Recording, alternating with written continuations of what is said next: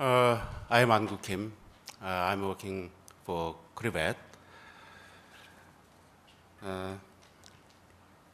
First, I appreciate you for insightful presentations and kind explanations. I agree with the opinions of the speakers, but there remains some comments and questions about the Korean and Australian case. First, Dr. Nam focuses the importance of setting up the competency-based society. I also agree with the opinion, but I think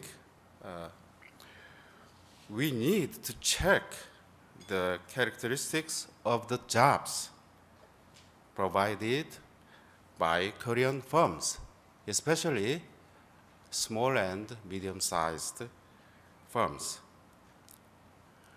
I think there are many jobs that don't need competencies.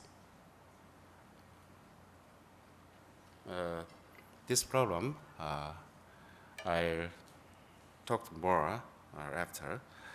And the second one is to Dr. Carmel.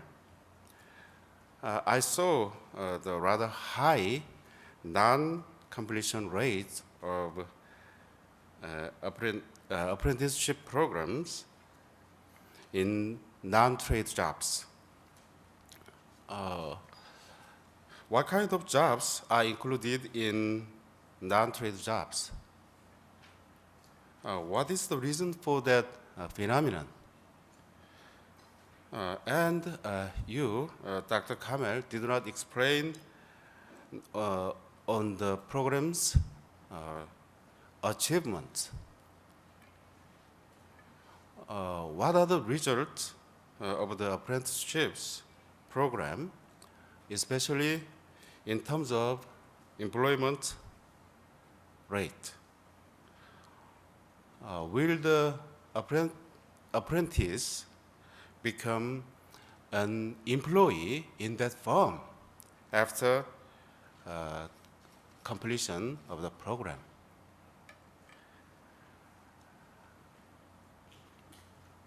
I have continued to study youth employment issues,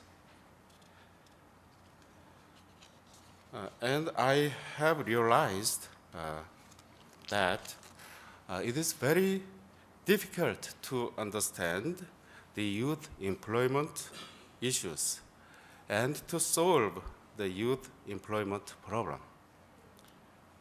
Even though I'd like to add my simple opinion on the youth employment issues in this seminar.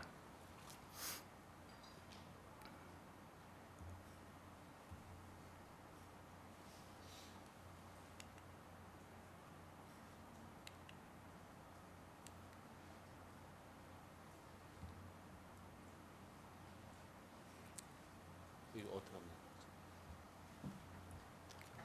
작동을 안 해가지고 이걸 그냥 누르시면 돼요. 이거를 안 내려가는데?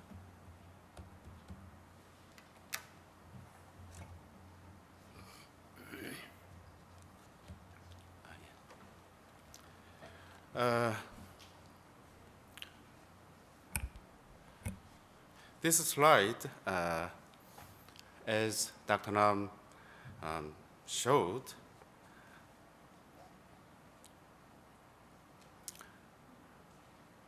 and I also, and we Korean also find there are many youth who do not participate in the economic activities, especially in recent years.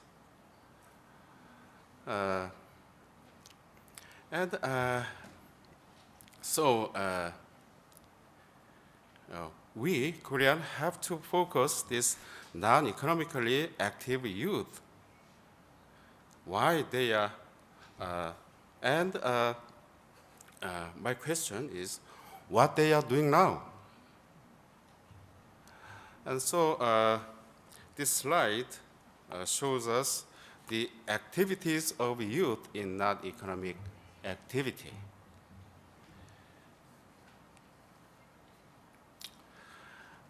We can see there are many youth who are preparing for employment and searching for jobs or attending vocational institution for jobs or preparing for entrance to higher grade schools for their jobs in future.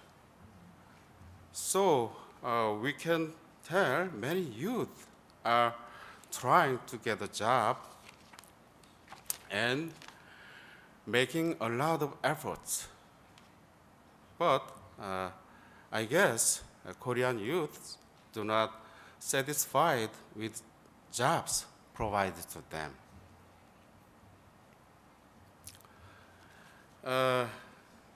This slide shows us the reason of quitting jobs of youth. Most youth quitted their jobs because of unsatisfactory working conditions or no prospect in their jobs or mismatch in majors knowledge, technology, and aptitude. Almost quitting reasons come from the jobs, not from the youth themselves. Why they do not satisfied with their jobs? We need to know why.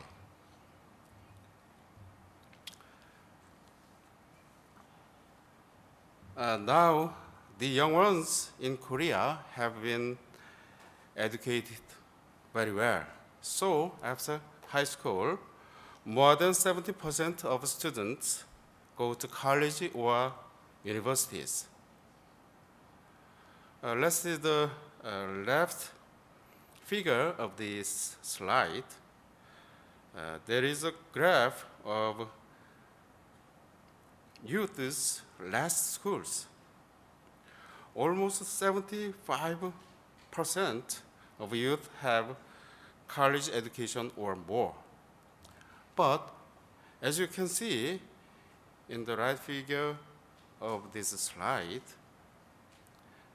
the many jobs provided by establishments are not something that requires high skills or functions.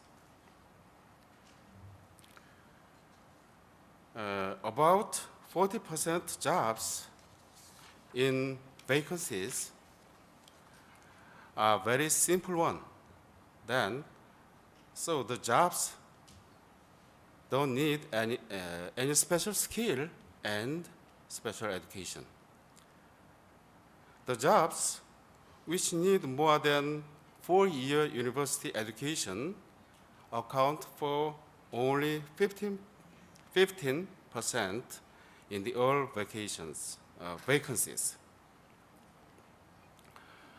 We can tell a big mismatch in youth employment between the demand and the supply in terms of skill level.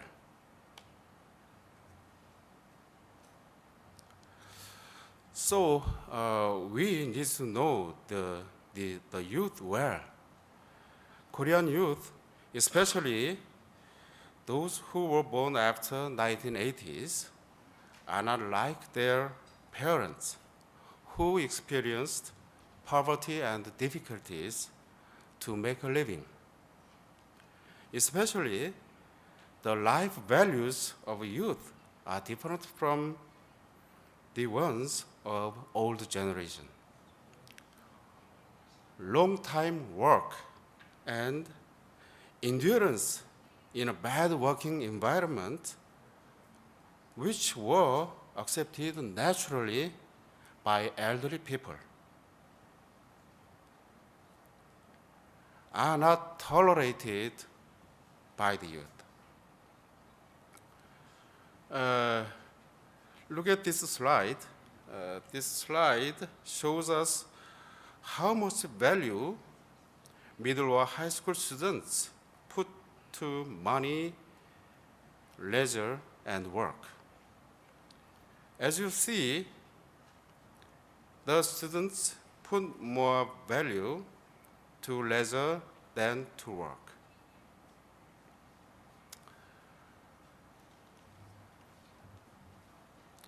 We can expect the future youth will pursue more leisure than work.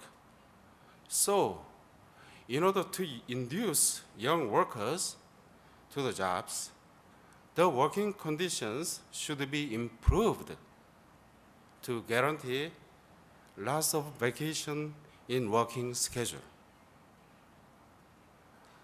The flexible working time to allow other activities like study or exercise will be welcomed by youth. I think part-time jobs with good working condition will contribute to accomplish the 70% employment rate by raising significantly the youth employment rate. I think mismatch in youth employment is the most important problem. The mismatch comes from the both sides of demand and supply of youth employment.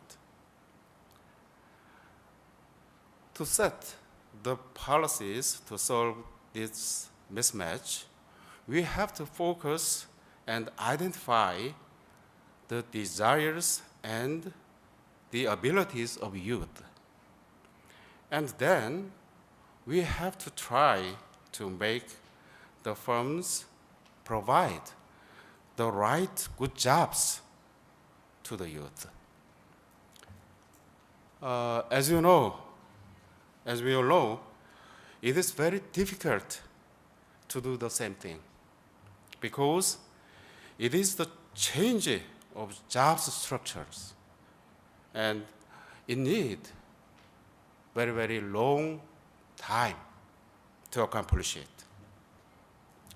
But I think it is the right directions. And we should make lots of effort to reach the goal, slow and steady. Yeah, that's all. Thank you for listening to me.